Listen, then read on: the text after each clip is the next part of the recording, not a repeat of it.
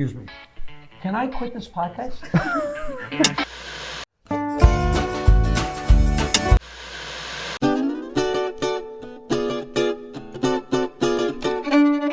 I told Eddie Murphy to stay in college so he'd have something to fall back on. I did great advice. Direct from our... I think our guest wants to have a little fun with himself. All right.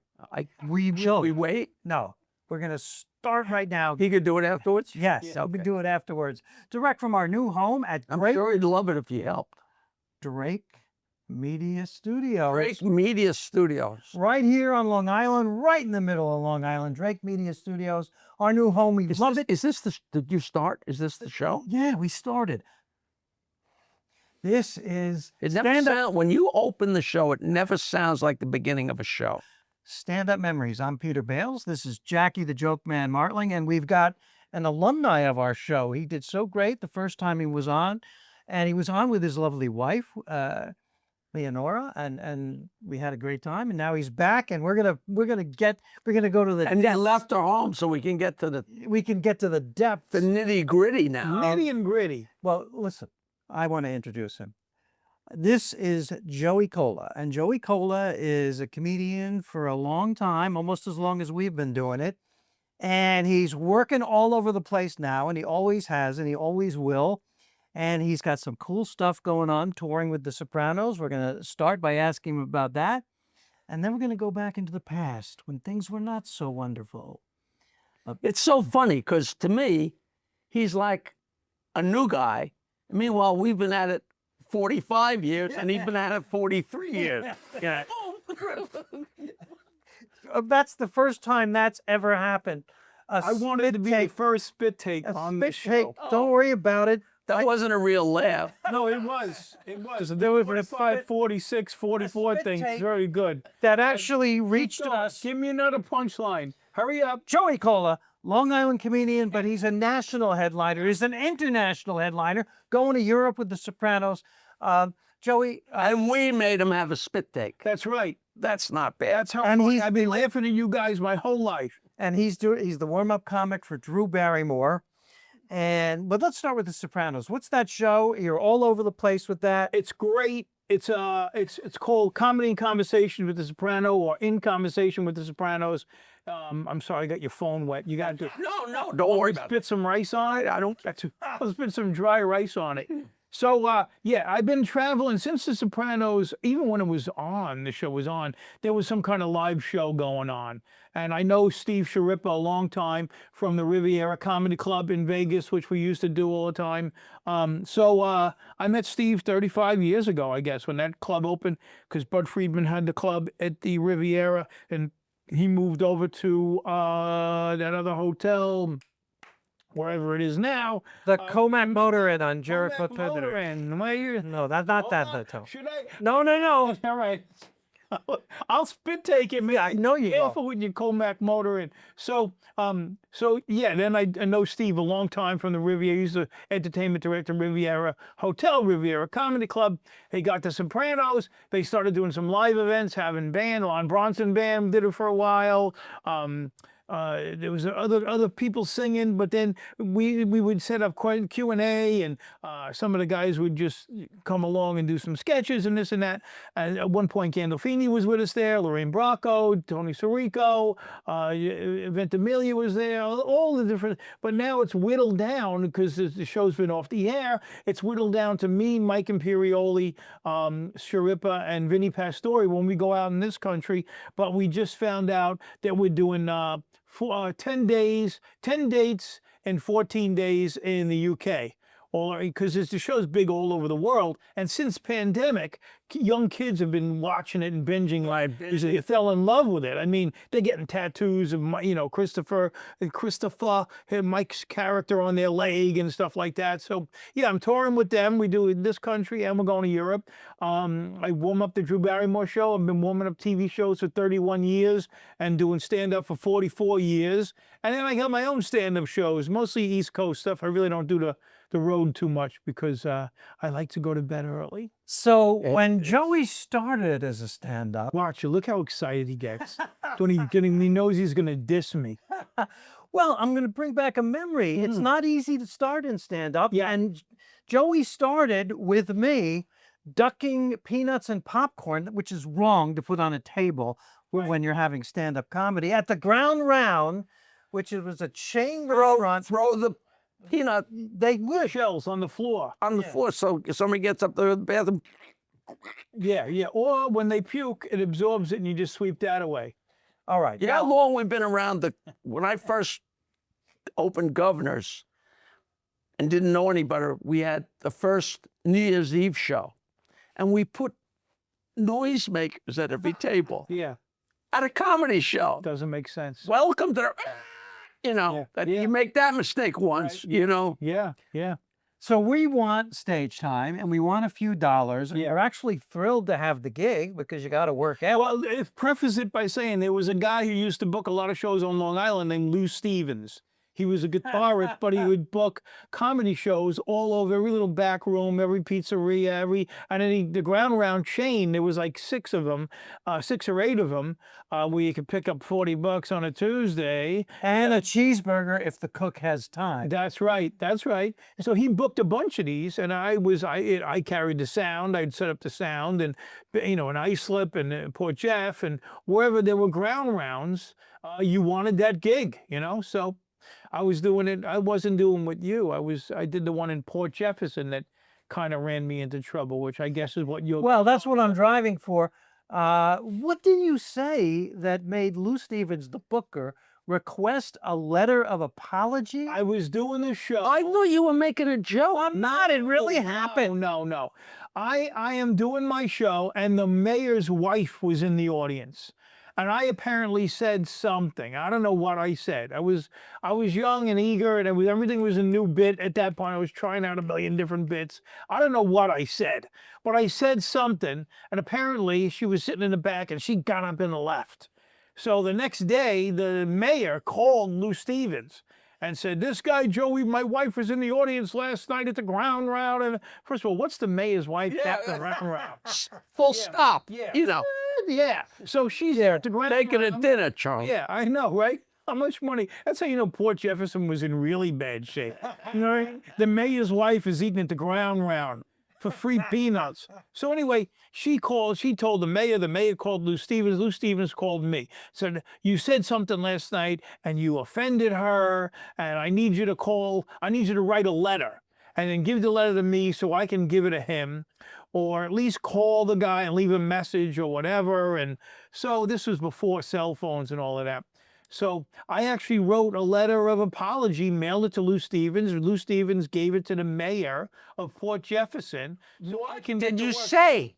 I don't know what I You said. can't tell us. would Make never- something up. He would never. Yeah, well, Well, to me, this story just says it all about how desperate we were to have a show yeah. and that they could make you do something. And it's demeaning. Well, I came back and told you right away. You apologized? You should never apologize for what you say on stage. I did say that. And I never lived it to this day. I don't live it down. that's good. I'm not going to let you. We have something in common. I never And I knew. know this story. I'll start it. You pick it up. Another mayor was offended by Mr. Jackie Martling. There was where the Crescent Beach Club is now, was a big, beautiful old wooden bar had been there for 100 years Bayville. called Reinhardt's. Yeah. And I had a show there every Thursday night, and everybody came out. Reiser and Carol Leifer and everybody. I don't think Seinfeld came, but everybody else came. Thursday nights, we'd be packed in the winter, and it was so great. And it was a fake wall, and I had a big banner I made, and I brought the sound system, but there was a door in the fake wall. And I went up to start a show, and I guess they had a town meeting behind us, and I didn't know that. And they came out through the door. So I went away to Florida for a couple of weeks. I went on a Windjammer barefoot cruise, and I came back 2 weeks later. I got off the plane, and Red McCready picked me up at the airport. And I said, "All right, just tell me the worst news." And he goes, "We lost Reinhardt's." I said, "How can we lose Reinhardt's? We pack the place every Thursday night on an off night in the winter." He says, You told the mayor of Bayville he had a bald forehead from doing U-turns under the sheets. And that was the end of Rhino. Was it enough to have you lose a gig?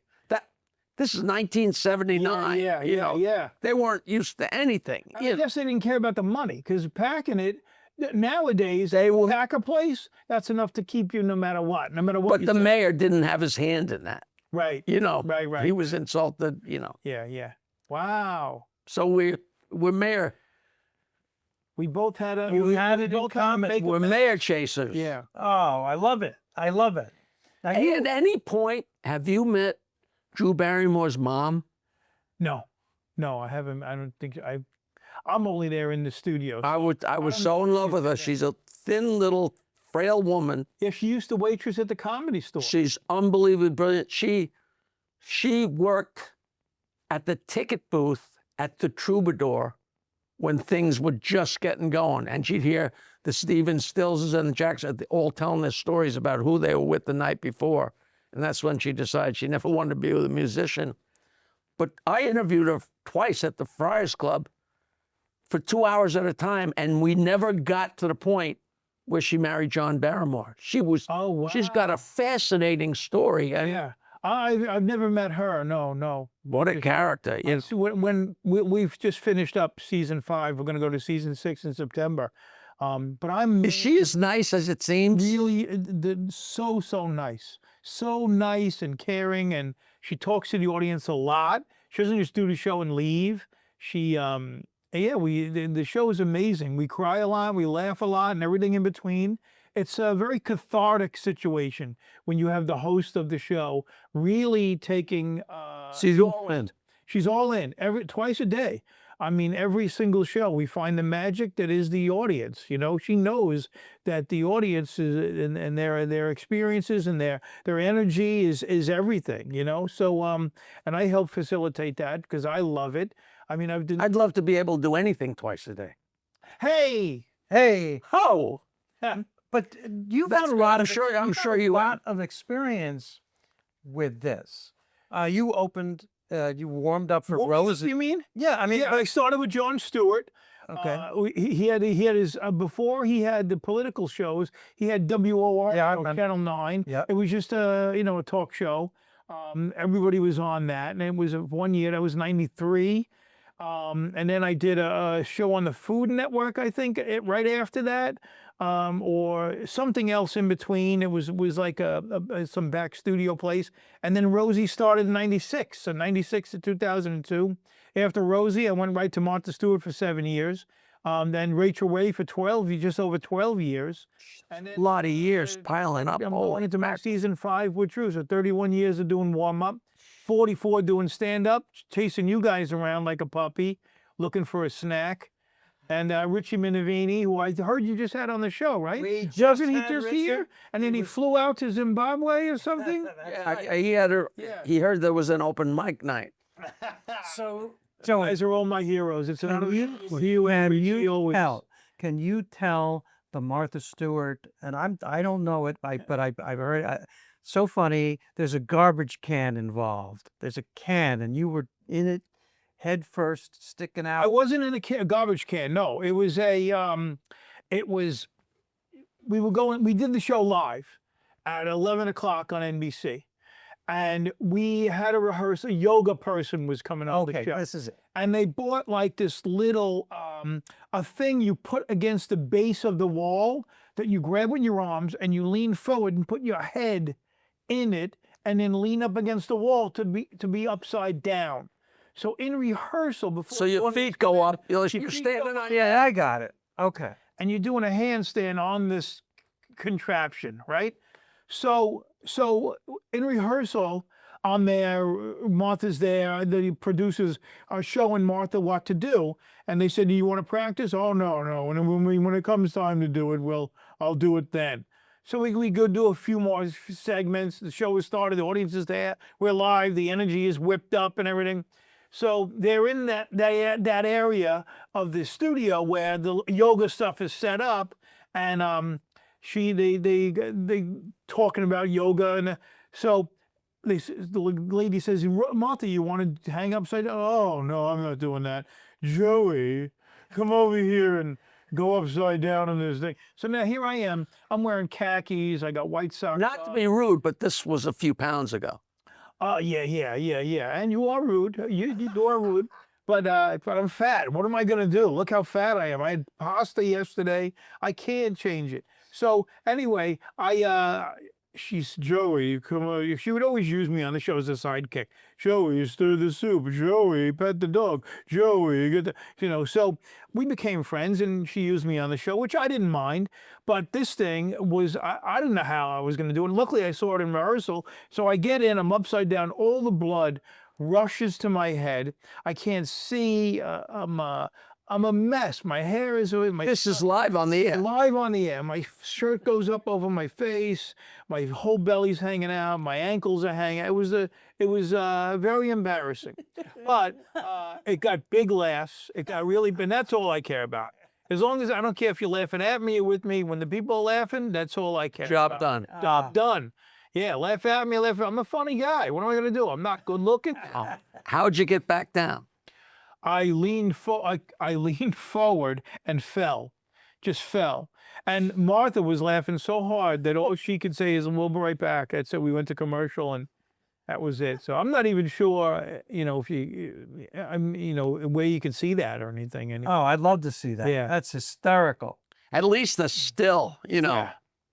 I'm sure. That happened to Martha, and warming up these shows, a lot of crazy stuff happens, and people appreciate it. I got the stand-up world and the warm-up world kind of connected. Recently, Chris DiStefano was just on the show, and at the end of Drew's News, before we go to commercial, he points me out. He goes, "Before we go to commercial, I want to point out Joey Kola." He goes, "You remember you did a show on Showtime called White Boys in the Hood?" I said, "Yeah." He goes, "I watched that show as a teenager. Because of seeing you on there, I became a comedian. You inspired me." So, like you guys inspired me. Nice. That's great. It's always nice when you hear that, because we've done a million of those shows, and back in the 80s, you guys know, I did 4 Caroline's Comedy Hours, 4 Evening at the Improv, like you guys did. All these different shows that helped to get us. Now, who knew that it was just going to be, click, do something goes viral, boom, you're doing arenas all over the place.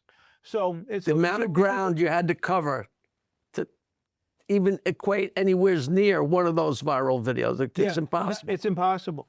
And it's, I still, comedy has changed. I still have great respect for the people who came up, put their time in, years-wise, not a year, put their time in, watched the pros, wrote, and then came up through the ranks. I don't know if you hear it from the club owners, but they complain. Yeah. They complain about, "Oh, this guy had 8 million hits on TikTok, and I booked him, and he wasn't funny." I'm like, why would you complain to a comic? Yeah. They're taking work from you and me and him. Well, the thing is, they don't pay for funny anymore. They pay for asses in the seats.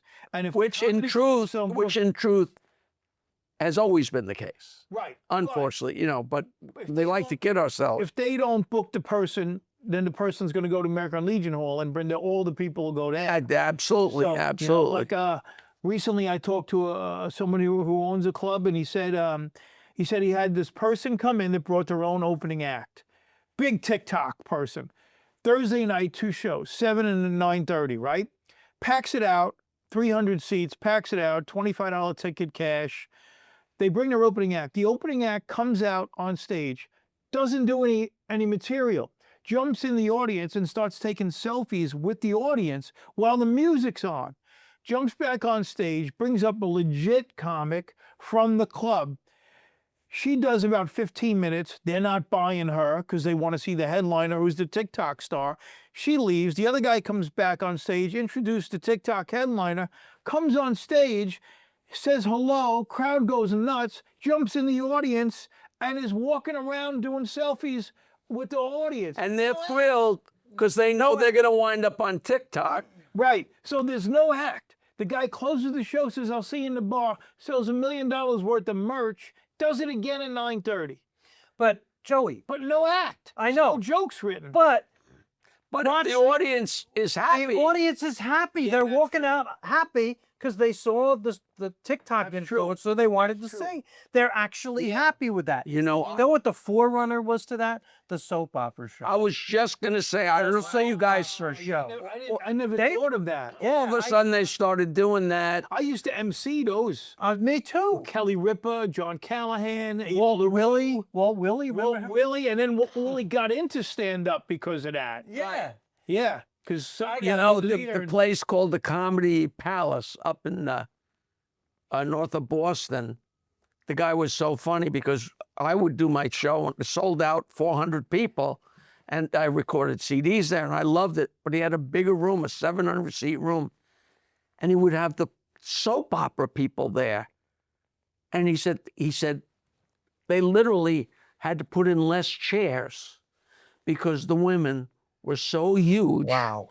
And not only that, he said, and he told me this, I don't know if it's true, he said, I swear to God, when they start pulling up for the show and you look out the window, you see these big fat women getting out of their cars and taking off their wedding rings and putting them in the glove compartment. So they'll look single. And he said, I've actually done that too. yeah. I mean, he said it's just not believable, but and they go up there and say hello and who saw the show Thursday, and the people are thrilled. They're seeing them live, On the other side of that, Joey, I swear this is true. They booked me to open for Walt Willie at Rascals, a terrific comedy club in New Jersey. Walt Willie. Me for 20 minutes, and then Walt Willie packed. 7 men in a 400-seat room, and all the rest women, very heavy women mostly. So I go on. Walt Willie's not there yet, but they started late. Go on, and we'll send you a note when he's here.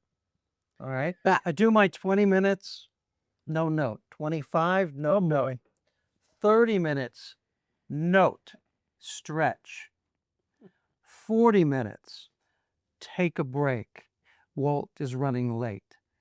So we take a break, and there's panic in the back room at Rascals. Walt Willie is stuck at a taping. He couldn't leave. His first responsibility is the taping of his show, the soap opera. So he's trying to get out. He can't get out.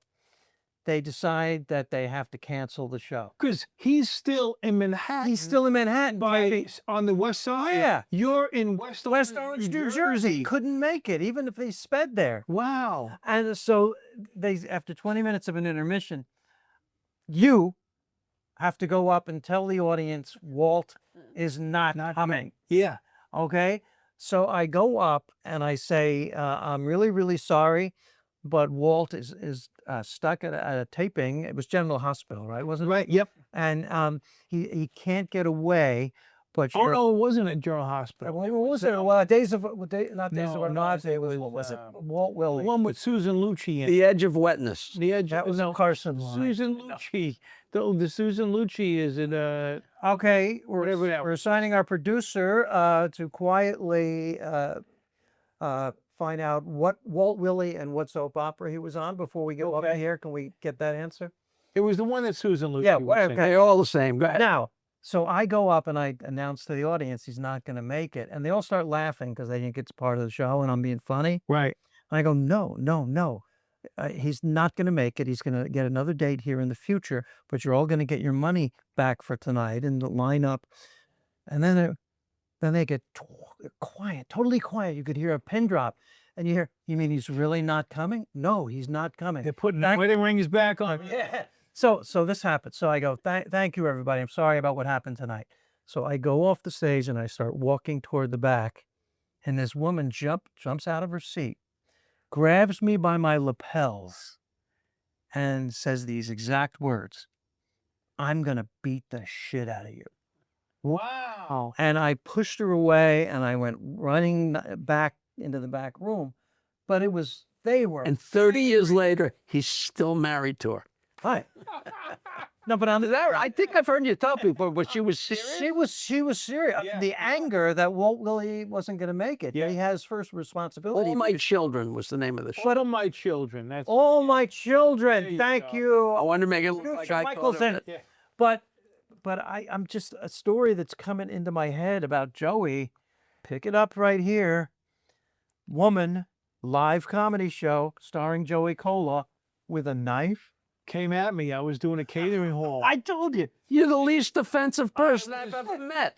I was doing, Billy Olette is a great DJ and he's from the city. And he says, Joey, I got a big show at Russo's on the Bay and across Bay Boulevard in Queens. And I don't know, 300 people, they're going to be sitting down. I'm playing music. Can you do 20 minutes in between? I said, where, on the dance floor? Yeah, I got to call this mic, bang out 20 minutes, do it. Here's some cash. You're in bed by 10. Okay, great. I get there and it's not 300 people. It's over 800 people, 800 to 1,000 people. The stage where Billy is high. It's a high stage. Is this one of those swim clubs? No, it's a catering hall. It was Russo's on the Bay, one of the most famous catering halls in New York ever. Everybody, they have the weddings with the car coming out and the fountains and all that stuff. It's really a big, elaborate, beautiful place. And so it was a big dinner for firemen, I believe, cops and firemen, and the cops were there and their wives, and they were decorated uniforms and this and that. 800 to 1,000 of them in this huge room. So I get there early. Of course, I'm there by 6. You want to eat, man? I don't need your food. That's another thing. Whenever a gig says, "Oh, we feed you," I fed. Guess what? Up until now, I've done a good job feeding myself. I don't need your food. I don't need you to throw that in to sweeten the gig. You know what I mean? Just pay me the money. Let me do my time. How clean do I have to be? How much time you want? We don't pay that much, but we feed you. That's yeah. Could you imagine? Yeah. Mr. Rips. Remember me? Of course. Dubonnet. So I get there, and he goes. He goes, well, go and push it back a little bit. They're still eating. So now they're eating and drinking, open bar. Everybody's drinking, eating. He's playing music. They're on the dance floor. Now, at like 9:30, "Hey, ladies and gentlemen, we got a comedian here. He's going to do tonight, Joey Kola." So now everybody's drunk. And they're all whacked out of their heads. So The last thing they want to do is stop. they want to stop the momentum of the dancing and the eating and the conversing and they're talking. And so I'm on hi guys, how you doing? Hey, you ever noticed? And you can feel the air is just being sucked out. It's just horrible. So I did a couple of bits and got a couple of, not laughs, titters maybe, And I look in the back of the room, and this very tall woman, she had beautiful brown hair. She was big shouldered, but she was in good shape. Had a white dress on, and her shoes were off. So that's how you tell. I partying. She looked like she had been dancing, and she was in her mid-40s, I guess. You're pretty sure she was a woman? Yeah, pretty sure, but she was tall. She's walking toward the stage at a brisk pace like this, with her arms folded like this. So everybody else is seated at least, and I got their attention, but she's walking and she's right at me, and the dance floor was pretty long. She hits the dance floor and starts picking up the pace and coming at me. I go, "Hey, lady, why don't you have a seat like everybody else?" She goes, "Because I hate you." And she's got a butter knife in her hand, like this. And she goes like this. That was my biggest laugh of the night. The audience is cracking up. So I go, "Hey, back off." She goes, "No, I hate you." And now she starts chasing me. Now I run off the dance floor, stage dance floor, and I'm running around. Was she being funny? No, she hated me. She wanted to kill me. So I run around the DJ thing, and I'm running through the room as I got a cordless mic. And I'm saying, "Would somebody want to get her off of me, please? Is there any maitre d's in here or whatever?" Now they're laughing like crazy because this woman is chasing me around the room. And they're falling over. That's what's his name? I know who she is. So they're laughing, and I'm running around, and she's physically chasing me. So she chases me, and they finally grab her. They get the knife. It was a butter knife, but they hid the knife away from her. As they're doing that, she runs up to me. She gets near me, grabs the mic out of my hand, and we're right next to the DJ booth, and that's where the bus boys had the bus bins, with the dirty glasses and plates, and there was water. She took the mic, my friend Billy's mic, threw it in the dirty water. Now she destroyed the mic. So now they're mad. And He gets on the mic. Somebody wanted to, I'm pressing charges. Now it's a whole big thing. They take her out. They give me a mic back and they say, does anybody want to see Joey continue? Like 10 minutes after all this calmed down. I said, Billy, didn't I earn my money yet? He goes, hey, just do 10 more minutes. So I grab another mic. I go on to do 10 more minutes. I swear to God, here she comes again, running from opening the door this way towards me. And now the audience is telling me, look out, look out, look out. And look, and there she is again. So now they tackle her down onto like the dance floor and they lift her up and then they get her out of there. I said, you guys have been great. Thanks a lot. Good night. I said, Billy, give me my money. I'm out of here. And that was it. Oh, what a show. Jesus. Yeah, but I got stories like that. I wouldn't imagine that anybody that was in that audience would still be telling that story. He was the wife of some captain, a captain of. But you know, somebody says, oh, I went to a comedy show last night. Oh, we went to a comedy club. Well, I got a story for you. We were, you know. Yeah, well, I got a lot of that stuff. The captain's wife chased the comic with a butter knife. I mean, that's. I was coming back. Joey Novick used to book a club called Rosebuds up by Bear Mountain. So we do the show, get paid. I'm coming down the Palisades Parkway, and a car starts bumping me from behind. What? Yeah, and then it went in front of me and slowed down and everything. And I went around him and beeping at him. So finally he slows all the way down and to where I really couldn't get up behind him. He jumps out of the car and goes, give me money and I won't give you a ticket in my car. He had a blue light on his dashboard just going around. Give me some money and I won't give you a ticket. I'm a cop. I go, you're no cop. I back up, boom. I go down to the next rest stop. In the middle there's like a gas station at the Palisades. Right. I pull over. There's a real cop there with like 10 people giving him stories about the same guy. So I said, he just got me again. Go get this guy. That happens. I get in my car, fill in a report, get in my car, come down the Palisades, go over to George Washington Bridge. It's about 2 o'clock in the morning now, 2:30. Summer night. I'm in the center lane going from the George Washington Bridge, on the Cross Bronx, going to the Throgs Neck Bridge.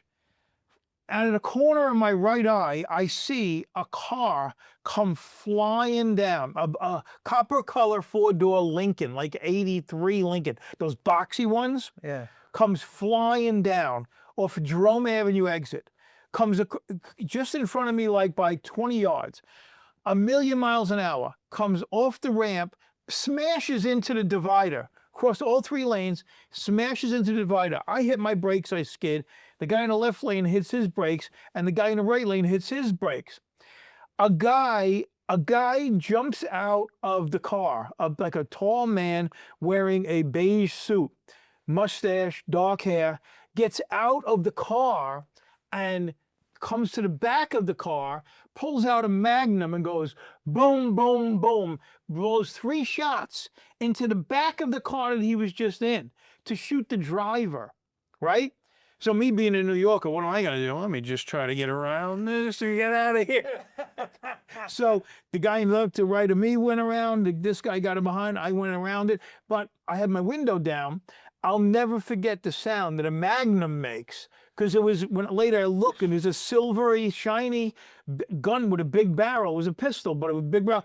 Boom, boom, boom. He blew 3 shots into that. And at that point, there was cops coming down the ramp. On the other side of the Cross Bronx, cops and everything everywhere. And I just got around it. So as I got out of there. This is all one trip home. This is one trip home. Yeah. Did you look in the paper the next day to see? I did. I didn't see anything, but I'm thinking it was like some kind of undercover situation. Episodes that were not linked. They were not linked. The only thing that linked them was that it happened to me Right. On the way home from that gig.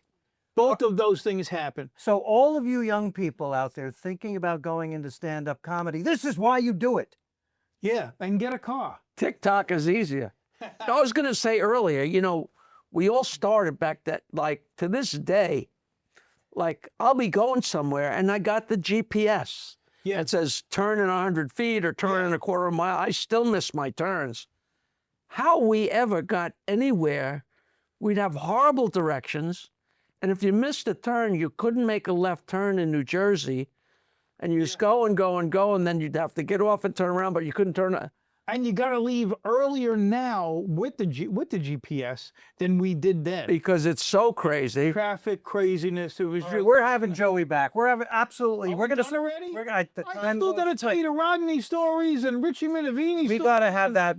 You're gonna be we're gonna call you a regular. I'd love to be a regular on your show. Now, but you know, we've got to end with a terrific example of before GPS. There was an agent who gave directions to two of our friends. I think we tell this story every show. Tell it. Well, if it's the same story, I It don't is. know. But King Broder had a Jersey gig Rest in peace. for Myers and maybe Vince D'Antona. And they said, how do we get there? And he said, go over the George Washington Bridge and ask. You can't make that up. Can you say that again real quick? You know what's really crazy about King Broder? He was so annoying. He had jet black hair at the age of 85 before he died. Died. And he was Died for him. so pompous Yeah. and so mobbed up and everything. But he jump-started Rodney back into show business. And he never talked about that, never bragged about it. And Rodney finally put out a book in like 2005 about how, you know, he wanted to go back into show business. He wasn't going anywhere. And he went to King Broder and said, give me a job. And he said, I can't give you a job. I don't know, you know, I don't know what you can do. And he said, well, let me just come with you. Let me just come with you. So he would ride with King Broder to these shows. And one show he went to, the comedian didn't show up. He said, let me go up there. Let me go up there. And Broder said, okay. Wow. And he went up and he killed and he came off. And the name of the chapter was, why didn't you tell me you were funny? And then Broder helped him and got him work after that. I'm like, that's a big deal. Yeah, but what year? You said you didn't mean 2005. What? No, that's when Rodney finally wrote a book. Oh, that's when the book and came put out. some of these stories. Like when I was with him, he would tell these stories. I go, why wouldn't you tell these stories on Carson? He's like, no, I don't want to do that. I just want to do the jokes, the jokes, the We jokes. are way over time, but we're having Joey back, and When? another spit When take. you having me back? When you start behaving yourself. Oh my God, I can't not spit take. This has been so much fun. Joey Kola, not warm-up guy, KOLA. Kola, warm-up guy, first and foremost forever, a stand-up comedian. And Yeah, touring- comedian comes before one. comedian Yeah, comes right. first and foremost. Always. And also touring with the Sopranos and all over the world now.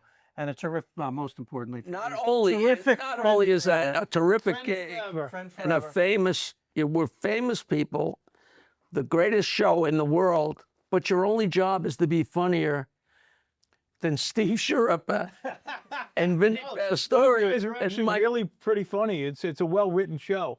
But I got Oh, it's an actual show. Oh, it's a show. I do 15 minutes in front of stand-up. I introduce the video of their characters.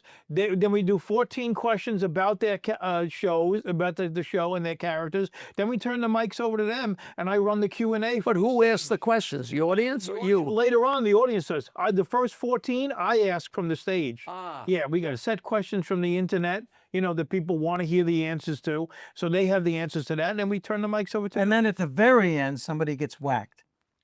That's the way it is. Okay, another spit take. Jesus Christ. Hey, Don't make me laugh like that. this is our new home for stand-up memories. It's called Drake Media Studios. Donna Drake. Donna I Drake? love. We're so brand new, we haven't even come up with an insulting name for the place. No, but we love Donna Drake, and this is Drake Media Studios, right dead center in the middle of Long Island. Right in the middle. And we I thank love you. We started off with Richie Minervini and Joey Kola. Joey Kola. And onward and upward, I want to thank our guest, Joey Kola. As always, Jackie the Joke Man Martley. Yes. Legend. He's a legend. And I am Peter Bales, and we will see you again next time. Thank you very much. Thank you, everybody. Thank you. very much. Thank you very much. Good job, Joseph. Thanks. That goes quick. That was fun.